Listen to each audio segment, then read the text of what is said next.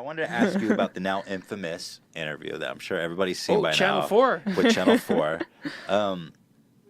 If you guys haven't seen it, it's terrific. Give it a watch. It's just Jordan Peterson interview Channel 4. It'll show up. It's got like over 5 million views now.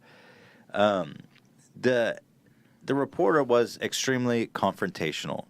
And I think the clip was so powerful because how calmly and skillfully you parried each of her verbal attacks.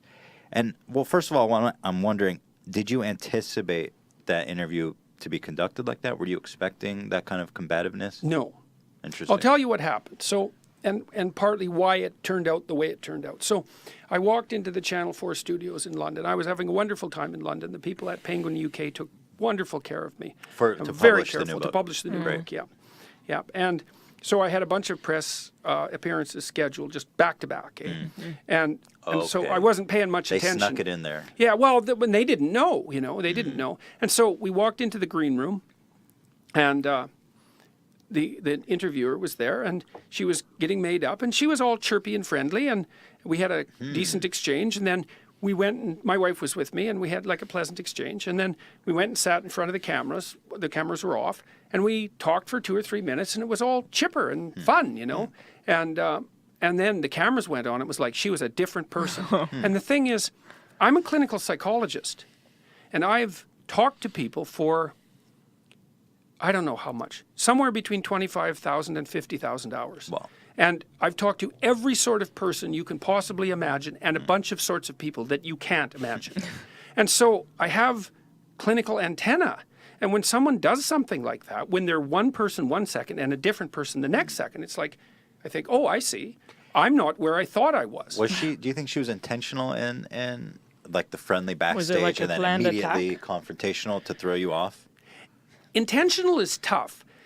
See, if you practice something long enough, you do it automatically without intention, but you were intentional while you were developing the habit. Sure. Yeah. And so I would say, well, maybe what she was doing, or maybe she would rationalize what she was doing, was saying, well, we were two people to begin with, and then I snapped into my professional mode. Right. It's like, okay, I get it. Fair enough.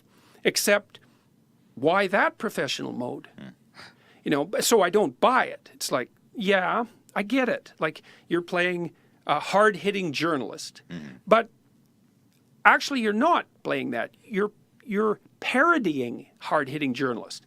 Because what a hard-hitting journalist does is say, okay, here's this person, and I've investigated them, and I think that there's something not good going on. But it actually bothers me. And I'm actually curious about it. And so I'm going to think, okay, why does this bother me? And I'm going to give them a chance to defend themselves, but I'm not going to let them off the hook. And then I'm going to ask them questions that I really want to have answered. And not on behalf of someone else or anything like that. It's just like, here's your responsibility. This is what you were charged with. And it looks like this is what you were doing. What do you think of that? And the person offers their rationale. You say, well, I don't quite buy that because, I listen, but I don't buy it because of this and this. It's like, it's genuine. Even though it's like full-on assault, it's genuine. But her strategy, let's say, wasn't genuine. There was nothing genuine about it. It was an act. And I knew she was acting pretty much the second the interview started because she pulled that bait and switch on me. I thought, okay. And I've had this happen to me before where I'm talking to someone and they do something. I think, oh, I'm in a clinical situation here. I'm not in the real world. I see. So Is that I'm a what you different thought person. when that first happened? You're like, oh my God. I thought, oh yes, I understand. It's like, I see. I'm not where I thought I was. Was that part of the reason why you were able to stay so cool and calm and collected? Yeah, because I was just watching. Now, and I wasn't perfectly cool and collected either, because she did set me on edge. Quite good, though. It was, Quite good. Quite good. It was good enough. All things considered. All things considered. That's right. All things considered, it was good enough. Yeah. And so I got detached, and I was watching her, and she'd say something, and I'd think, that bears no resemblance. Like, I couldn't even really be offended about it. It was like, if you misinterpret me in a way that captures 60% of what I was saying, and then distorts the other 40%, it's like, well, that can be annoying because you got me and you're twisting it. And so it sort of hurts, But if you're like 100% saying something that I didn't say, it's like, it's hard to even take offense because it's like, well, I see that you're attacking someone, Yeah. but it doesn't seem, I don't know where that person is because they don't seem to be here with you. Her famous line throughout the interview was, "So what you're saying?" is, yeah, and she said that over and over. It was like, she had a trick, and the trick was reinterpret the statement in the most inflammatory possible manner. Sure. It's like, well, first of all, that's only one trick. It's like you should have like 10 tricks at least because you're a professional journalist. Right. Like, let's move on to the next trick, shall we? Or maybe to give the devil her due, in this case, you could say, well, she's skeptical of me, and she has her reasons. She's fairly representing a large number of people who are critical of you. Right. So you could make that case and say, okay, so then you'd say, all right, she gets to have at me 5 times.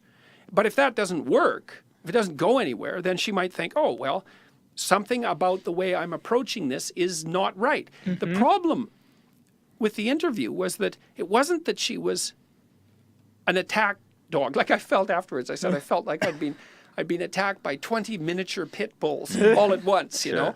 So, and I was sure, and I should say this to the credit of Channel 4 perhaps, I was absolutely sure after the interview that what would happen was that they would cut it so that I looked dreadful. Right. And I thought that was the certain outcome as far as I was concerned.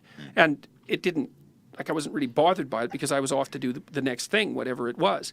But I had no idea. Well, I certainly had no idea what was going to happen. To their great credit, it's so easy on YouTube to disable the comments, disable thumbs up, or to cut it in this case, or not to post it at all, right? They're like, that was a disaster. I looked bad. Yeah. To their great credit, they posted the whole thing unedited. Yep. Comments open, likes open, and I mean, God bless them for that, Yeah. right? You know what? You really dominated that situation, and they owned it. See, I don't think they knew that. You think that after that, they're like, that was great. Let's put it Well, on. I kind of know that because I had some communication afterwards through various channels to find out. Yeah, because one of the things I asked Kathy Newman through someone I knew if I said, look, that didn't go very well and you're getting kind of, shredded on YouTube. And I said, let's, it wasn't the conversation I wanted to have because like it worked out fine for me. Like all these millions of people watched it. More than fine. Yeah, more than fine.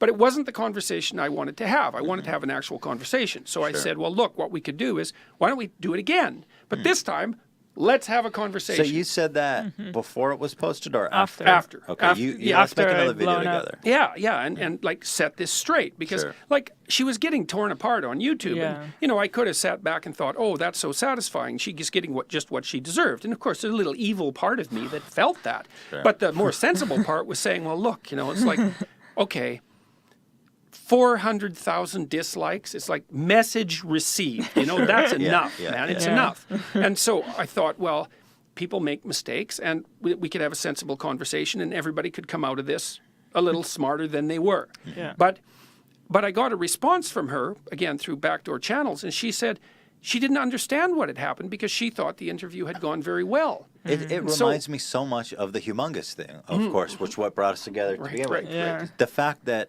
Zarna originally posted that video thinking, hey, I got him. Yeah. Right. Yeah. And Rudy had also reached out afterwards he wanted to meet and make amends and she be didn't cool. want he did, to. And she also rebuked him rudely. I don't know if that's what happened in your case, but well, no, she just didn't respond. Well, Yeah. no, that's not right. That's not right. She said, "Let's wait for this to cool down for a few days and revisit it." And it's like, well, that it didn't progress past that. But see, something happened to me that was similar to that too, and it was the thing that actually made all of this. It was one of the key stages in all of this going viral.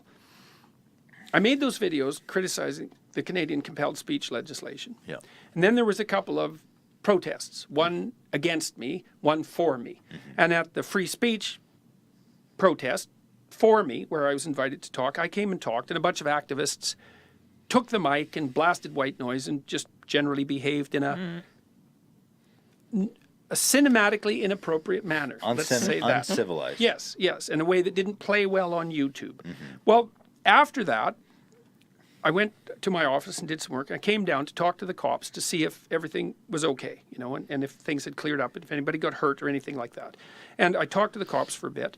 And then on the way back, I got surrounded by unfriendly aggregation of trans activists, and they went after me and, you know, accusing me of having Nazis at the rally and all sorts of things, and they videotaped it. You know, they had their phones out and they were videotaping me, and they were gonna show the world what I was like. So we had a conversation for about 45 minutes, which they videotaped. I think, apart from the Kathy Newman video, that is the most watched video that. Right, that, I know that one. Yeah, very well. And they, I'm sure they posted it. They accuse you of being Nazis. Yeah, that's and right, and being a bigot and a transphobe and all these things. And and they posted it because they thought this will discredit that damned professor, and it was completely not what happened. And their accusations, what they charged you of, was just so like idiotic and unfounded. Like I can't imagine anyone watching that and being convinced, because it's really nothing. But that is the mystery, right? It's the same mystery It's we're talking about. It's this delusion of people being. They thought that would be confidence from nothing, and they thought that would reflect well on them. And I do think it's the same. What is that phenomenon? It's ideological blindness. Yeah. It's You just know, that Confidence blindness. from nothing. Yeah, well, you surround yourself with people who think exactly the Echo same way you do. chambers, Yeah, circle jerk. Yeah, exactly. And then any Is that a kind of a shrinking? Oh yeah, it's a terrible shrinking. Oh yeah, well that's partly why ideologies get so out of hand, is because you surround yourself with self-reflecting material. You're not traveling. You're not traveling not a bit. exposing yourself to No. There's and, no yin yang. and the circle gets tighter because you know, one of your friends. So you've got rid of anyone who says anything you don't agree with, and then one of your friends, you're a little weaker and you're all a little more homogenous, and then one of your friends says something that's a little out of line. It's like, hey, you're out of here, man. You're the heretic or heretic, and then. Well, now you're down to 5 people around you, and they're even more homogenous and smaller, and then it's 4 people, and it's like soon there's nothing left Race of to you. the bottom. It's a race to the bottom, and there's nothing left of you by the time you hit the bottom. No, it's ugly. It's ugly. That's why you don't want to get caught in like an ideological vortex. I think that's what's so scary about, you know, that whole movement, right? It's just so or movements. right in movements general. in general. Yeah, I mean that's the danger of ideological movements is that they oversimplify and then fall prey to their own oversimplifications.